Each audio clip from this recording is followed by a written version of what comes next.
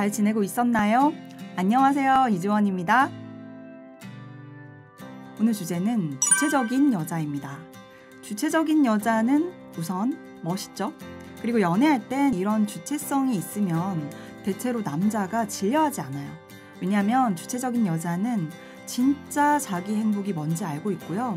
그렇게 스스로 행복할 줄 아는 여자는 남자의 애정에 목매지 않거든요. 그러면 어때요? 남자는 이 여자에게 계속 애정을 퍼주고 싶어 합니다. 늘 얘기하지만 인간에게는 청개구리 심리가 있다니까요. 그걸 일부러 자극하기 위해서 그러는 건 아니지만 여자가 주체성을 가지면 이러한 일련의 선순환이 생기는 거예요. 또 고백하자면 저 또한 애정 결핍이 있기 때문에 이런 내용에 2% 관심이 많은 거 아닐까요? 이건 끊임없이 연습해야 하는 과목이라고 생각해요.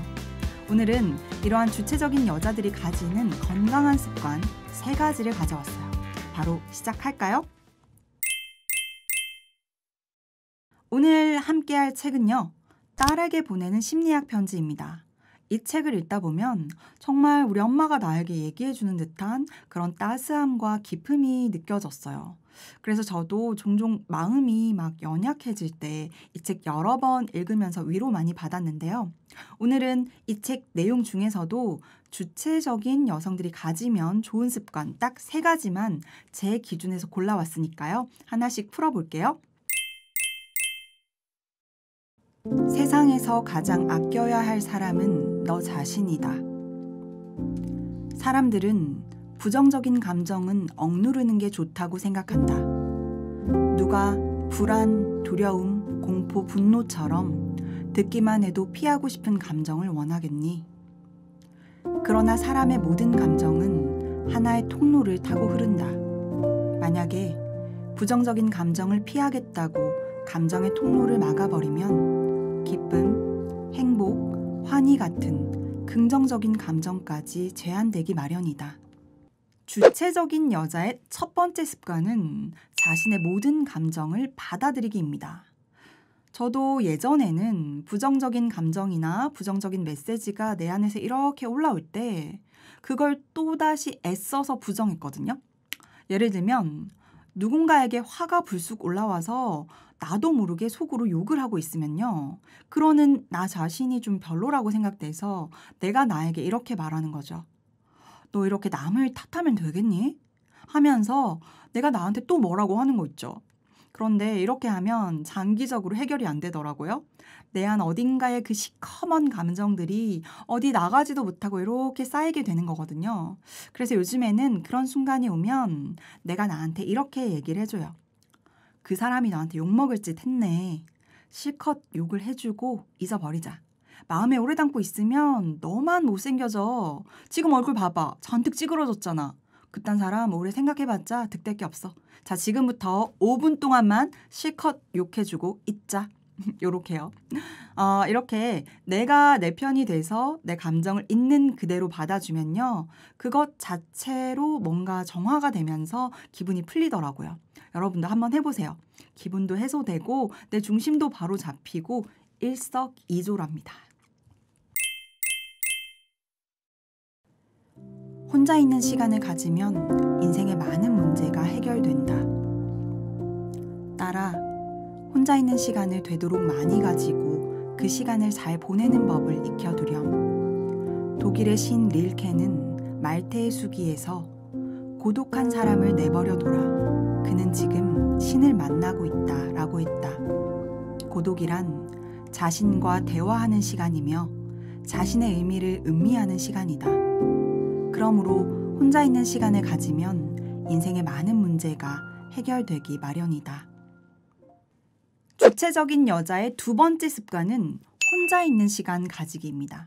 이 2번째 습관은 연애 중일수록 훨씬 중요하게 생각해야 돼요. 왜냐하면 친밀한 관계가 형성되면 그 관계 안에서 여러 층위의 감정들을 이렇게 주고받게 되는데 그때 내 기준과 내 중심성을 갖고 정리하고 비우는 시간이 꼭 필요하거든요. 그렇게 하지 않으면 그 남자와 나 사이에 어떤 그 심리적인 경계가 모호해지면서 그 남자의 기분이 내 기분이 되고 그 남자의 생각이 내 생각이 되고 그 남자의 일상이 내 일상이 되어버려서 어느 날 문득 정신을 차려보면 내가 완전히 사라지고 없는 나라는 사람을 막 상실한 것 같은 그런 공포감을 느끼게 되는 겁니다. 그래서 그냥 어떻게 생각하면 되냐면요. 우리가 음식을 평소보다 많이 먹으면 화장실을 그만큼 자주 가게 되잖아요. 그리고 또 음식은 같이 나눠 먹어도 화장실에서 볼 일은 혼자 보는 거잖아요. 이것과 똑같아요. 이 남자와 내가 체온도 섞고 말도 섞는 시간을 10만큼 가졌다면 그만큼의 시간을 할애해서 그걸 비워내는 나 혼자만의 시간을 꼭 가져야 됩니다. 그렇게 해서 다시 한번 깨끗하고 맑아진 영혼으로 또 그 남자와 데이트를 하고 또 말끔히 비워내는 시간을 가지고 또 데이트를 하고 비우고 데이트하고 이렇게 이게 하나의 리듬이라고 생각하면 좋아요. 인생의 마지막에 덜 후회하고 싶다면 인생의 끝에 가서 덜 후회하려면 진짜 나는 어떤 모습이고 무엇을 원하는지 탐구해 봐야 한다. 만약 다른 사람의 욕망을 자신에게 투영하는 데 익숙하다면 왜 그런지 고민도 해봐야 한다. 간혹 이 이야기에 그렇게 멋대로 살다가 인생 망하면 어떡해요? 라고 말하는 사람들도 덜어 있다. 하지만 자기가 바라는 바를 집요하게 파고든다고 해서 경쟁에서 뒤처지는 것이 아니다. 오히려 자기가 누군지 잘 알고 무엇을 원하는지가 분명할수록 삶에 대한 전체적인 만족도는 올라간다. 주체적인 여자의 세 번째 습관은 나의 욕망 파악하기입니다. 이 세 번째 습관이 가장 중요하고 또 어렵겠죠? 쉽게 한번 생각을 해보면요.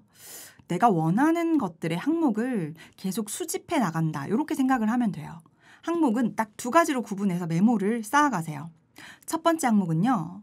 나 이건 좀 별로야 라는 항목입니다. 이것 좀 별로라는 느낌이 그냥 들 때마다 직관적으로 간단하게나마 기록을 해두세요. 언제 어디서 누가 무엇을 어떻게 했을 때 난 좀 별로였다 이렇게 몇 줄로 나만 알아볼 수 있는 간단한 단어들로 기록을 해둬도 좋아요. 두 번째 항목은요. 이것 좀 괜찮은데 하는 항목입니다. 이것은 같은 방법으로 언제 어디서 누가 무엇을 어떻게 했을 때 나 좀 괜찮더라, 기분이가 좋더라 이렇게 기록을 해두는 겁니다. 그 기록이 쌓이면요.